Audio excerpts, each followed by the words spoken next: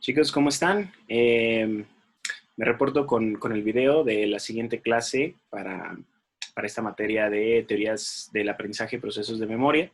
Vamos empezando a ver cuestiones que tienen que ver con el aprendizaje, y luego veremos unas cuestiones de memoria.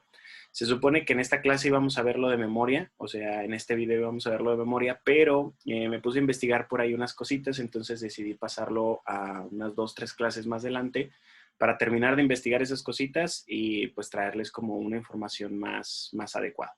Entonces, vamos a ver en este video qué es la conducta o qué es lo que nosotros debemos de tomar como conducta.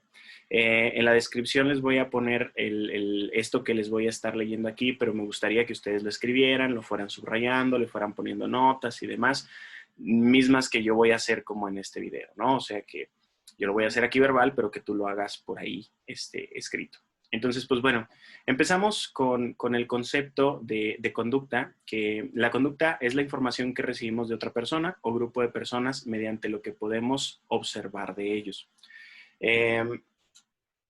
Cuando nosotros hacemos una hipótesis o nos imaginamos cosas o pensamos que alguien está triste porque dice algo o hace algo, eso ya es como parte de nosotros. Lo único que nosotros podemos llamar como conducta es lo que vemos de la otra persona. Y le llamo información para englobar absolutamente todo lo que podemos ver de la otra persona. De ahí va como el lenguaje corporal, las microexpresiones, cuestiones que tienen que ver con su fisiología, por ejemplo, el cambio de la piel, los sonidos que hace una persona, la entonación que hace de las palabras. En este caso, por ejemplo, me decía una alumna, que ahorita ya está en los últimos semestres, me decía, es que es bien fácil detectar cuando usted no está contento, ¿no? Porque luego cambia su tono de voz. Pues, pues yo y cualquier otra persona, ¿no? Digo, a lo mejor yo puedo ser un poco más transparente en eso, pero cualquier persona, si se modifica su estado de ánimo, pues también se modifica el tono de voz, o sea, la cadencia con la que dice las palabras, el tono, el volumen de su voz, pues todo cambia, ¿no? O sea, como la voz en general y las conductas que yo hago, a lo mejor, pues no sé, hago más movimientos con las manos o a lo mejor no hago ningún movimiento o cuestiones como esas, ¿no? Me explico. Entonces, esta información nosotros no solo la recibimos y ya. Eso pues está padre porque de alguna manera hay como un proceso, pero también no está padre porque le metemos de nuestra cosecha. Eso hay que tenerlo nosotros bien claro. ¿Por qué? Pues porque vamos a entrar más adelante a un concepto que es el concepto de aprendizaje y nosotros podemos decir, es que sí aprendió, porque la persona de alguna manera pues pone ahí como una conducta diferente, pero a veces, o sea, el decir que una persona aprendió no se basa solo en una conducta, sino que se basa en que esa conducta sea estable. O sea, por ejemplo, vamos a suponer, ¿no? Yo violento a mi pareja y le digo, ¿sabes qué? Voy a cambiar, ¿no? Y voy a terapia, o voy a un grupo de reeducación, o voy a tal. Entonces, la siguiente vez que tenemos una discusión, yo respiro, hago mi retiro, guau, y pues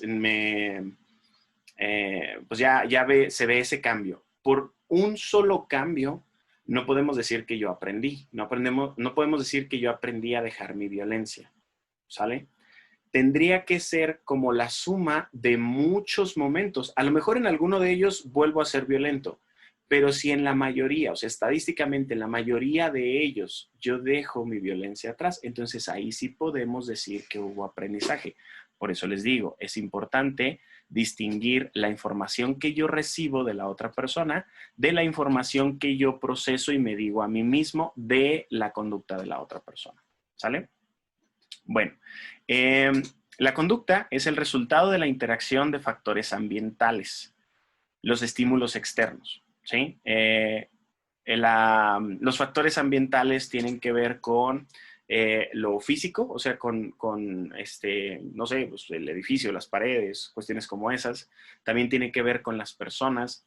También tiene que ver con cómo nosotros interpretamos cosas como temperatura, como cuestiones como del clima, por ejemplo, ¿no? Hay quienes les gusta la humedad, hay quienes no les gusta la humedad, hay quienes les gusta el frío, hay quienes no, hay quienes les gusta el calor, quienes no. Y eso que me gusta o que me disgusta, de alguna manera, pues es un factor que influye en cómo estoy en ese momento, ¿sale?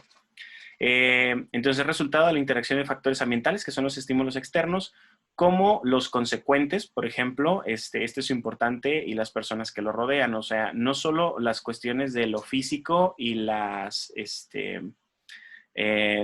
factores como ambientales, por así decirlo, sino también los vínculos que nosotros tenemos y si me refuerzan la conducta, si me castigan por lo que dije, vaya, si me rechazan, si hay como una aceptación en mi círculo social o todo lo contrario, este tipo de cuestiones, ¿no?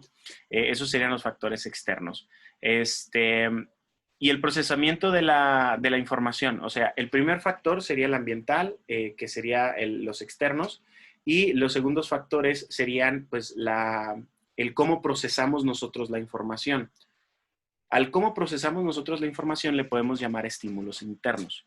Los estímulos internos son cuando, por ejemplo, te digo, hace calor, y yo lo puedo interpretar como algo muy molesto y a lo mejor tú lo puedes interpretar como algo muy a gusto. Esa interpretación es un estímulo interno que no viene, es nada más como una cuestión de fábrica, ¿no? Viene como de cuestiones que tienen que ver con el cómo yo me he ido entrenando, ¿sí? En general, la cuestión que tiene que ver con el calor, a mí me molesta mucho, porque yo soy una persona que generalmente tengo calor y cuando está haciendo calor, pues para poder enfriar mi cuerpo tengo que sudar, ¿no? Y eso es algo que no puedo controlar y no me gusta sudar. Entonces, el entrenamiento que he tenido en esto, o sea, como lo desagradable que para mí es ese estado, pues me hace preferir lo frío, o preferir, por ejemplo, estar así como donde da el aire, o cuestiones como esas. Y eso es un entrenamiento que he hecho con el tiempo, de tal manera que el calor cada vez es como menos soportable para mí, y el frío pues es más agradable. ¿Sí me explico? O sea, sí viene como de mi temperatura corporal, que eso sería lo biológico, pero también hay un entrenamiento que yo he hecho que me ha hecho rechazar más aquello, porque también pude haberme entrenado en que me valiera madre si yo estoy sudando o no estoy sudando, pero no hice eso. ¿Sí soy claro? Entonces, aquí hay que tenerlo muy claro. La cuestión de los factores internos no nada más es con lo que nací, o sea, con la parte biológica, sino también los entrenamientos que yo he tenido y el cómo yo proceso la información. Entonces, precisamente por eso dice del cómo procesamos nosotros la información, ¿no? En este caso, pues los ejemplos que les puse, como los conceptos y los valores. Los conceptos que yo tengo, por ejemplo, calor malo, ¿no? O calor feo, o un libro aburrido, ¿no? Y los valores que nosotros tenemos que tienen que ver con, no sé, conductas como levantarse temprano o acostarse temprano, o conductas que tienen que ver con ser activo o ser más pasivo, honesto, cuestiones como esas, ¿no? Si se fijan, si te dan cambio, por ejemplo, cambio de más en un Oxxo o en cualquier tienda que tú elijas, la sensación que tú tienes es un procesamiento de la información que va a indicar la conducta que vas a hacer después, porque algunas personas pueden recibir el dinero y ni siquiera fijarse, ¿sí? O sea, pueden recibir la información que es el dinero y pues nada más lo guardan y tal, ¿no? Ese es un entrenamiento que han tenido, pero hay personas que lo ven y lo cuentan. Entonces, de estas personas que lo ven y lo cuentan, pudieran darse cuenta inmediatamente que se les dio más dinero y pensar, pues bueno, pobre del otro tipo, pero yo ya chingué. O también pudieran decir así como, no, yo no me voy a quedar con más dinero porque soy honesto. ¿Sí me explico? O sea, esa es como los estímulos internos, la sensación que yo tengo de que me den dinero de más. ¿Sale? No sé, vamos a poner como un ejemplo más hollywoodense, como más irreal. Vamos a suponer que tú tienes una cuenta de banco y un día llega a tu cuenta de banco, no sé, 200,000 pesos, 1,000,000 de pesos, como lo que tú quieras, ¿no? Una cantidad así grande. Entonces, Pues no sé, a lo mejor hay quienes esperarían un par de días a ver qué dice el banco, o hay quienes indagarían, y hay quienes se comprarían algo inmediatamente con eso. ¿Sí me explico? Entonces, esta reacción depende no del estímulo externo solamente, sino del procesamiento de la información que yo le doy. Este procesamiento de la información no es algo que nace de la nada, es algo que nace de los entrenamientos que yo he tenido.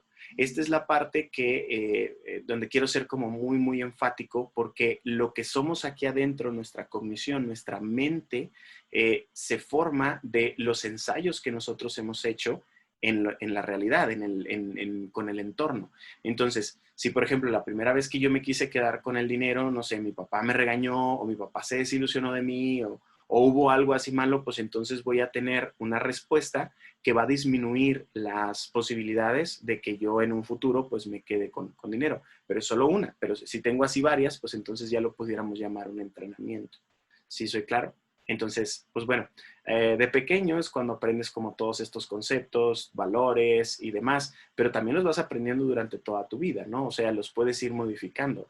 En la secundaria, por ejemplo, estoy seguro que todos ustedes traicionaron algunos de sus valores que tenían por encajar en los círculos sociales. A lo mejor también lo hiciste en la universidad y en la prepa, digo, todos lo hicimos de alguna manera. A lo mejor en algún momento metiste el freno y te regresaste, o metiste el acelerador y te fuiste hasta el fondo, pero bueno, eso ya tendrá que ver, les digo, con los entrenamientos que hemos tenido que generan este procesamiento de la información.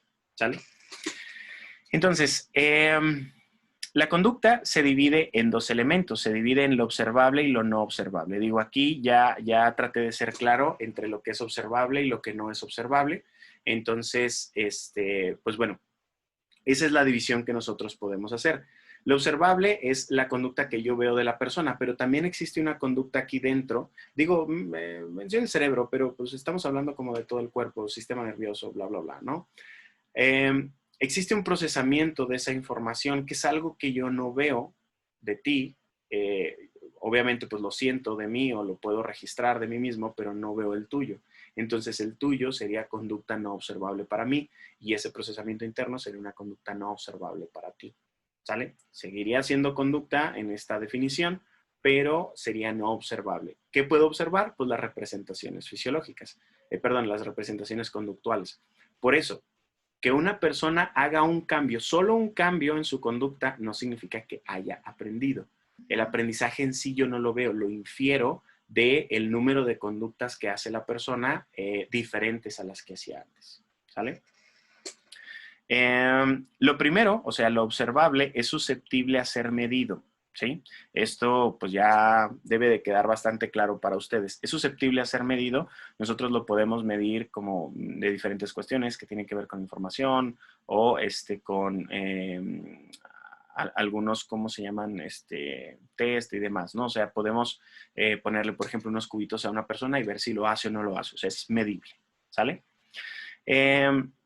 Se aleja de la interpretación. Precisamente esto es importante porque si yo te pongo, por ejemplo, estos cuadritos del WISC, pues o lo haces o no lo haces. Si yo, por ejemplo, no sé, te reto a un partido o a una reta de básquetbol o de fútbol, ¿me ganas o no me ganas? ¿No? O sea, es medible en ese sentido y no hay interpretación al respecto. Contrario a lo segundo, ¿sí? Lo segundo, podemos acercarnos solamente mediante la interpretación de lo primero y por tanto puede haber alguna interpretación ahí de nuestra parte, ¿sí? O sea, ahí podemos como meterle de nuestra cuchara. Popularmente pudiéramos decirle como información de primera mano a lo que es la información observable y información de segunda mano a lo que es información o conducta no observable. ¿Sale? Entonces, en esta sesión solamente vamos a revisar el concepto porque me interesa que quede así como bien, bien claro. Vamos a poner algunos ejemplos, vamos a ver como algunos videos y demás, pero ya eso será por ahí en clase. Entonces, hasta aquí les dejo el video. Espero entonces verlos por ahí, me parece que el miércoles. Y pues bueno, tengan bonito fin.